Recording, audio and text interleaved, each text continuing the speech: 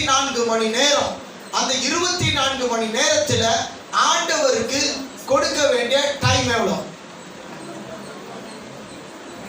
ஆண்டவருக்கு செலுத்த வேண்டிய தசமமாக எவ்வளவு? 2.5 மணி நேரம். ஒரு நாளைக்கு 24 மணி நேரம் ஆண்டவர் நமக்கு கொடுத்திருக்கிறார் என்றால் நம்ம எத்தனை மணி நேரங்கள் ஆண்டவருக்கு ஒரு நாளைக்கு கொடுக்கணும்? 2.5 மணி நேரத்தை கொடுக்கணும்.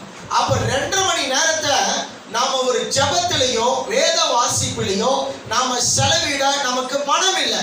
ஆனா அந்த டைமையும் சேர்த்து நாம் எடுத்துக்கொள்கிறோம் என்றால் நாமும் திருடர்கள் தான். டைம் திருடர்கள் தான். என்ன சொல்லுங்க?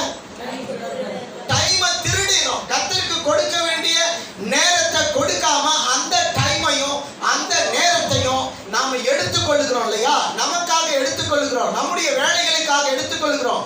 அப்படி என்று சொன்னால் நாம் என்ன திருடர்கள்? டைம் திருடர்கள். டைமை கூட ஆண்டவர்கிட்ட திருடிறோம். ஆண்டவருக்கு செலுத்த வேண்டிய 2.5 மணி நேரத்தை நாம செலுத்தாவிட்டால் அதுவும் நாமும் அது தேவனை வஞ்சிக்கிறதாக தான் அர்த்தம், தேவனை ஏமாற்றுகிறதாக தான் அர்த்தம். அந்த டைமையும் சேர்த்து நாம யூஸ் பண்ணிடுறோம். அப்ப கடவுளுக்கு என்ன சொல்றாரு? ஆண்டவர் சொல்லுகிற வார்த்தை கவனிங்க. 1 மணி நேரமாவது ஜெபிக்க கூடாதா? 2.5 மணி நேரத்தை ஆண்டவருக்கு ஒரு விசுவாசி, ஒரு ஊழியக்காரர்கள் நிச்சயமாக ஒரு நாளைக்கு கொடுக்கணும். அல்லேலூயா. அந்த டைமை நம்ம திருடக்கூடாது. அது ஆண்டவருடைய நேரம். அது ஆண்டவருக்கு கொடுக்கணும்.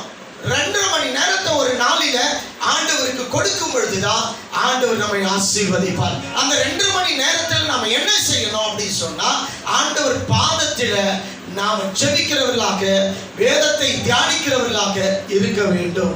அல்லேலூயா.